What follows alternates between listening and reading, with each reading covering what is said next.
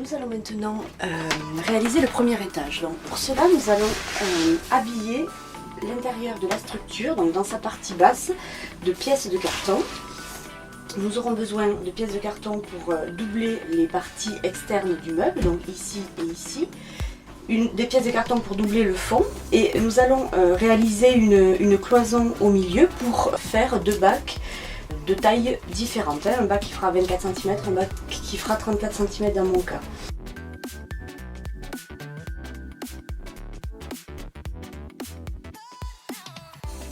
Donc en tout, nous allons avoir besoin de découper 1, 2 et 3, 4 donc grandes plaques de carton pour doubler ce côté-là. 2 pièces pour les fonds, donc ça fait 5, 6, et 2 pièces pour le bas. 7 et 8 pièces de carton en tout.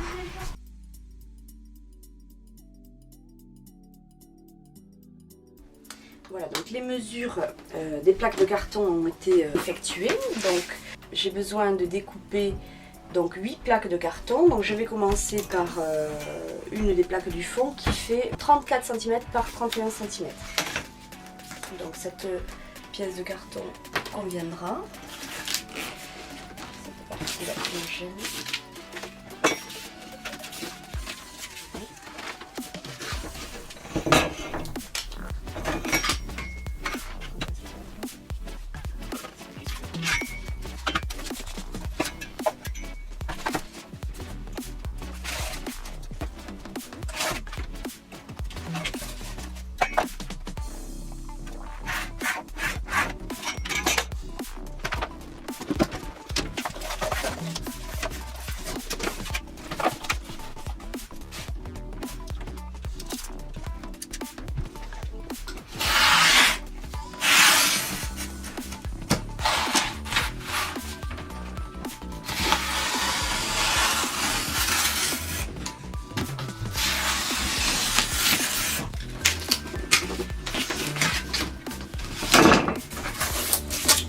Là 31 cm et là je mesure 34 cm.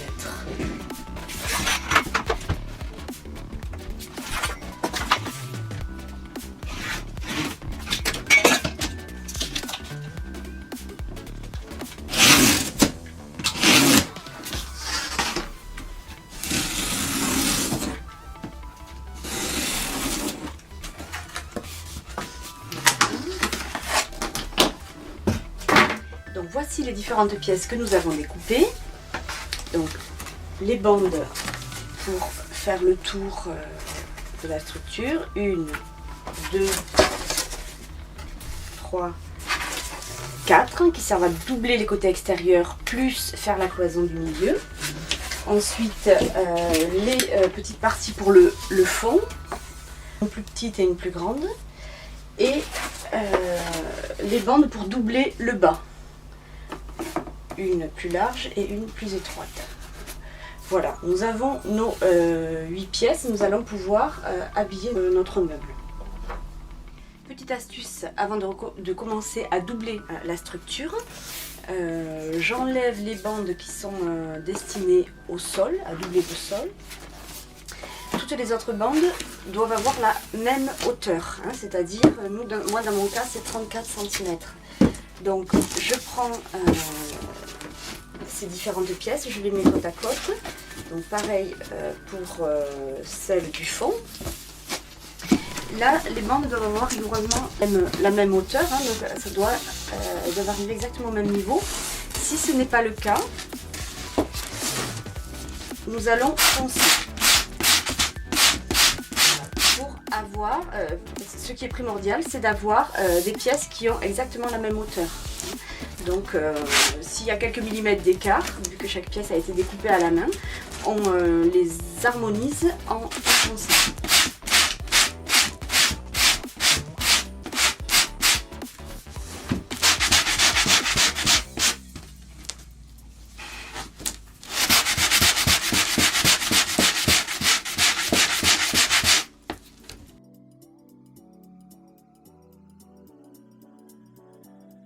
Donc Donc nous allons maintenant habiller notre structure avec les pièces de carton que nous avons découpées pour réaliser le premier étage. Donc nous commençons par doubler les côtés extérieurs, donc avec les bandes de carton que l'on a découpées. Donc cette bande va venir ici et sera collée à la colle chaude. Donc pour coller la bande à la colle chaude, je vais mettre des grosses potes, donc rapidement,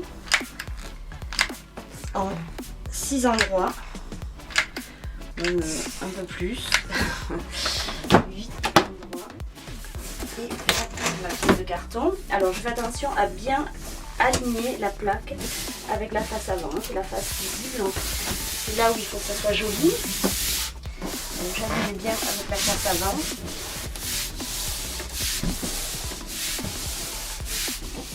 Voilà, avec la colle chaude, la prise est quasi immédiate.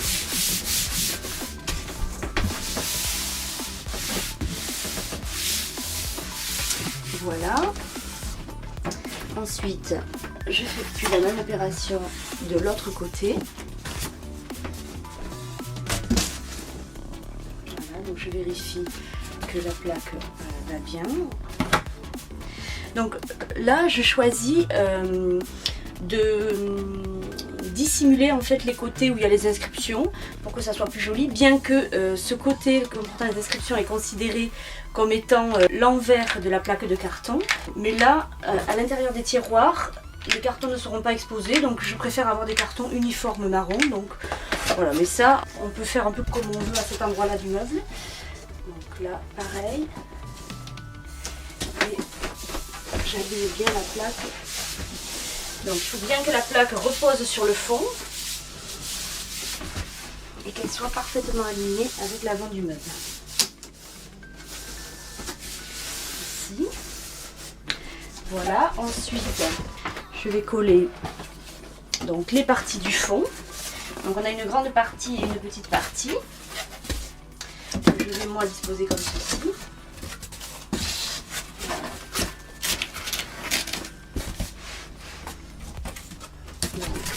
Celle-ci pour commencer.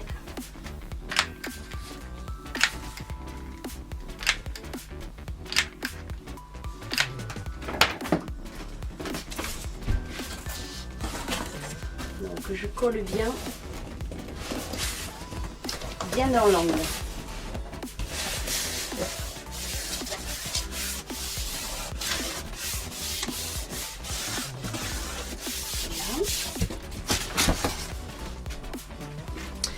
Et maintenant la petite partie.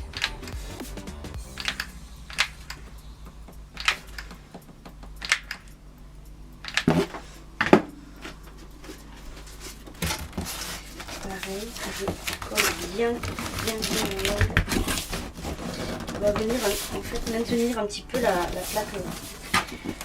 plaque qui est sur la cloison.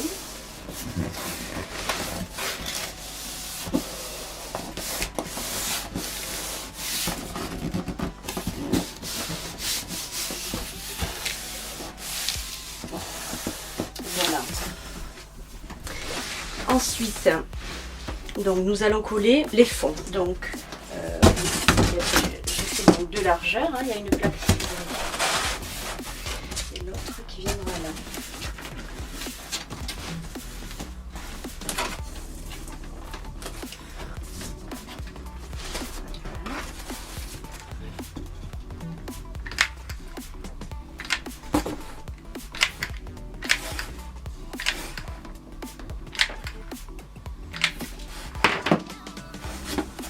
Le premier fond, donc pareil, que je colle bien en poussant la plaque pour qu'elle soit bien collée contre les autres, hein, contre les autres plaques de doublage, et je vérifie que c'est bien aligné à l'avant.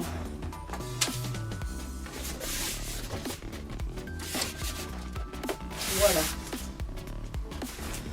Donc cette plaque viendra ici. Mais je préfère la coller en fait à la fin. Il n'y a que celle-là qu'on collera plus tard. On va d'abord s'occuper de la cloison qui va venir ici.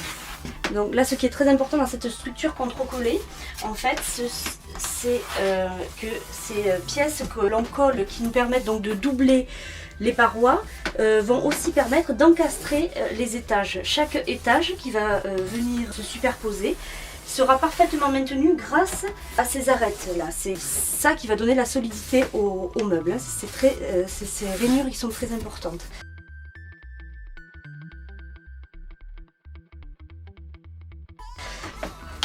Donc pour les cloisons de doublage, donc voilà, je vais venir coller cette plaque ici, en me calant bien contre cette rainure là et là. Donc moi je vais procéder en 2 fois. Je vais d'abord coller le fond, donc ici, effectuer ce collage là, et après je rabattrai ma cloison. Donc je dépose la colle ici, je prends un bâton de colle supplémentaire parce que je risque de tomber en panne.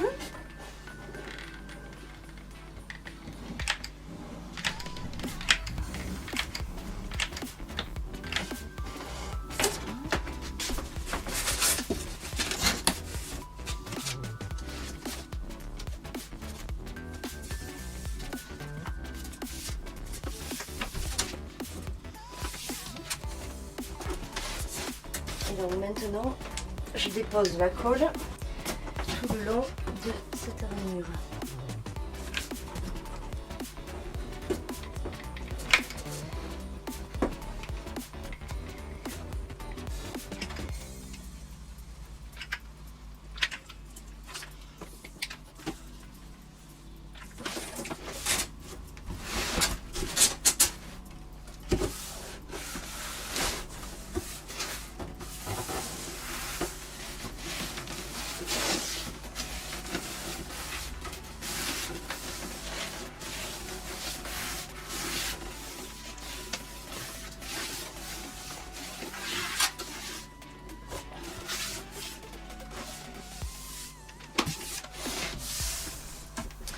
Voilà.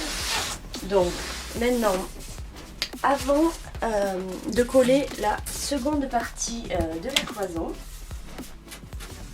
nous allons coller entre les deux des petites traverses en fait, placées régulièrement, qui vont donner de l'épaisseur et qui vont renforcer cette cloison centrale.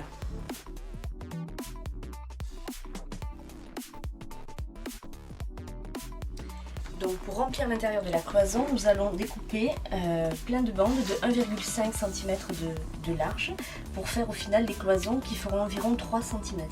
Donc là, je trace des repères tous les 1,5 cm. Voilà, je vais en plusieurs endroits de ma plaque.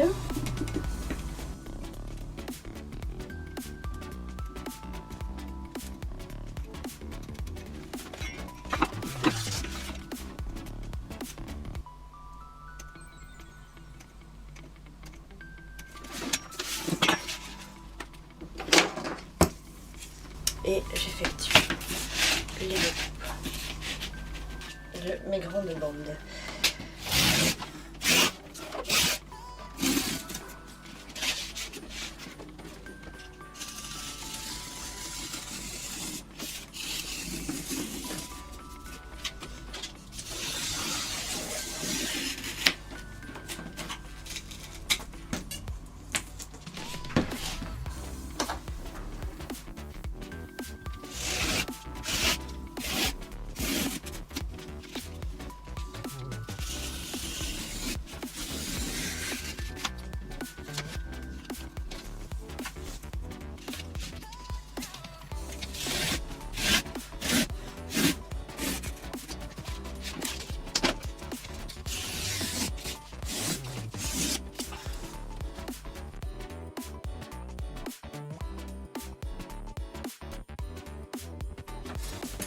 Donc dans les boîtes, donc la cloison va être constituée de 2 plaques de carton entre lesquelles il y aura un système de croisillon, en fait réalisé grâce aux bandes que nous venons de découper, aux bandes de 1,5 cm de large.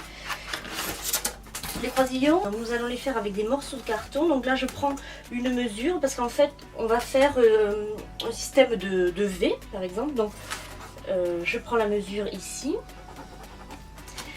et je vais découper plusieurs bandes, 6 ou 7 bandes à cette dimension grâce au cutter.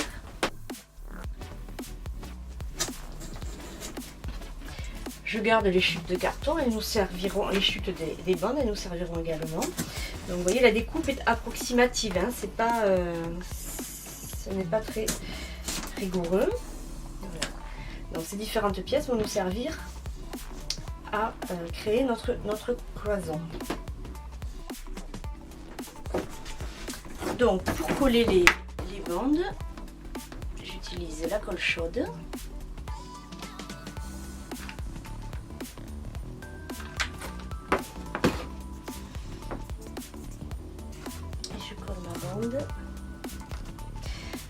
Donc en l'appuyant bien dans l'angle et il faut qu'elle arrive bien en haut.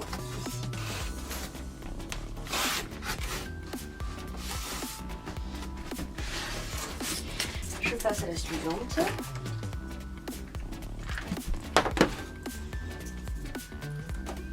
Donc je m'appuie contre la première et là je m'appuie sur le sol.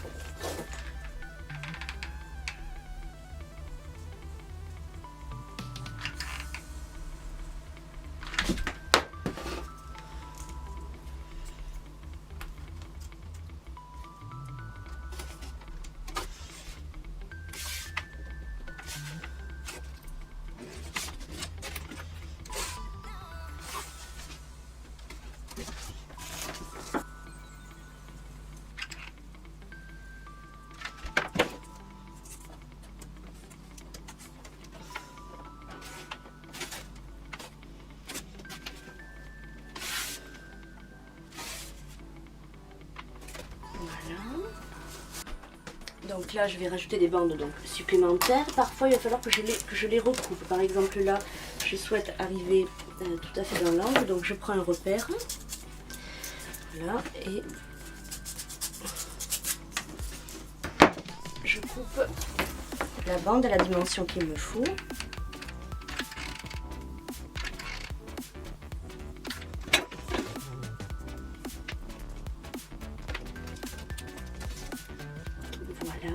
Ensuite, je peux couper les bandes découpées précédemment en deux. Celle-là, elle est trop petite, celle-ci. Pour donc faire des croisillons. Donc, disons à la moitié. Voilà, ça va me permettre de faire des croisillons. Donc, quand je fais des croisillons, la règle est la même, c'est-à-dire que je m'appuie en bas et je m'appuie contre la bande collée précédemment. Voilà, pour plus de solidité. Là ensuite je vais mettre celui-là.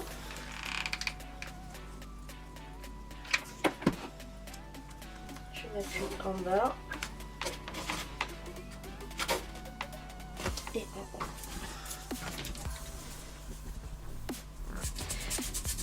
J'effectue des découpes environ au centre.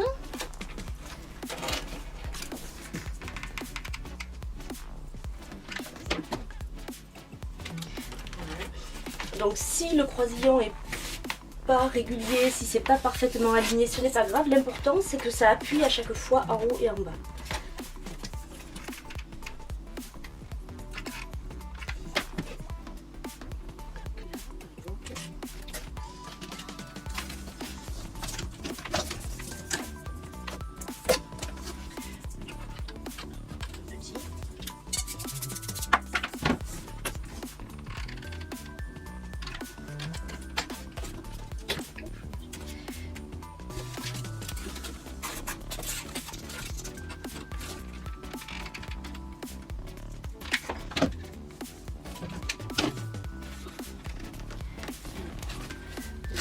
En bas.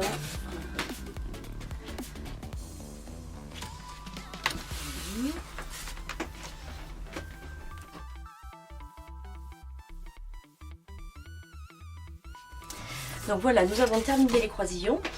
Nous allons maintenant coller la seconde plaque de la cloison contre celle-ci. Alors là, mon petit conseil pour coller cette plaque, puisque pour un maximum de solidité, il faut que chaque croisillon soit collé sur la plaque.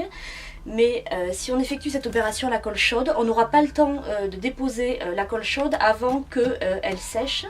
Donc on va coller avec à la fois de la colle chaude et de la colle à bois, la colle blanche, colle vinylique aussi appelée comme ça, qui met beaucoup plus de temps à sécher. Par contre celle-ci étant liquide, on va tourner la structure pour plus de facilité. Donc on se met comme ceci.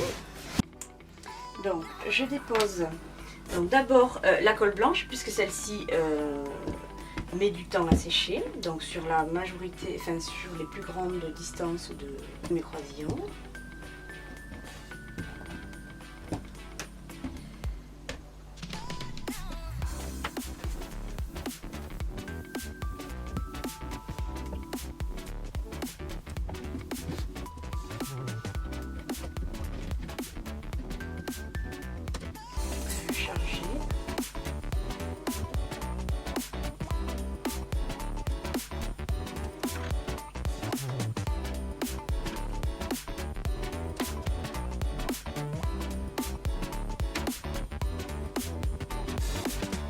Donc ensuite la colle chaude donc sur la plaque de la cloison. À l'arrière, la cloison sera encastrée dans la rainure, donc c'est pas la peine d'en mettre. Par contre, je vais en mettre rapidement en bas. Donc j'en mets pas tout le long parce que je risque de ne pas avoir le temps. Donc je répartis bien en fait mes points de colle et quelques gros points de colle sur mes croisillons.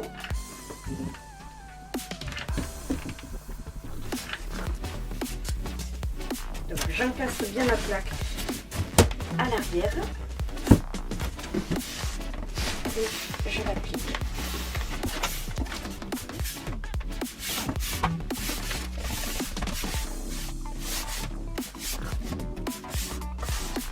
Donc les points de colle chaude permettent une prise rapide.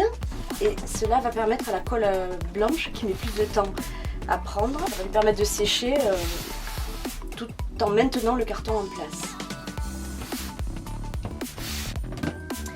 À cette étape, il peut être utile d'utiliser des serre-joints pour maintenir les plaques de carton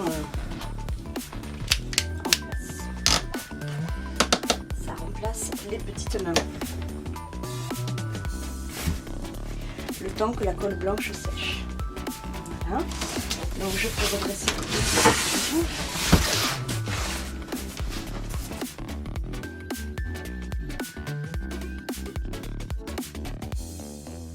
Donc le temps que la cloison finisse de sécher, il nous reste à placer la dernière plaque que nous avions découpée tout à l'heure et qui allait venir dans le fond.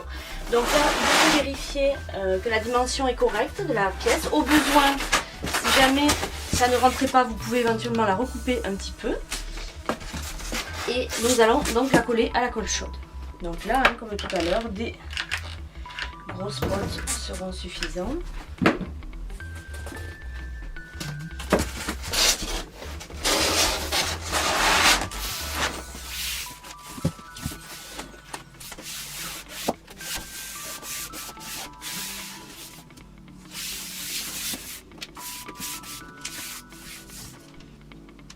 Voilà, donc nous avons réalisé le premier étage de ce meuble. Nous allons maintenant passer à la construction de l'étage du dessus. Maintenant que vous avez compris le principe, nous allons voir la suite de la construction sous forme de schéma. Pour le deuxième niveau, mesurez et découpez une plaque de carton, collez-la à la colle chaude. Pour un maximum de solidité, celle-ci repose tout autour et au fond sur le doublage des cloisons ainsi que sur la cloison centrale. Ensuite, comme nous l'avons vu précédemment, pour l'épaisseur de la cloison, découpez des traverses, c'est-à-dire des bandes de carton de 1,5 cm que vous collerez à la colle chaude pour réaliser les croisillons.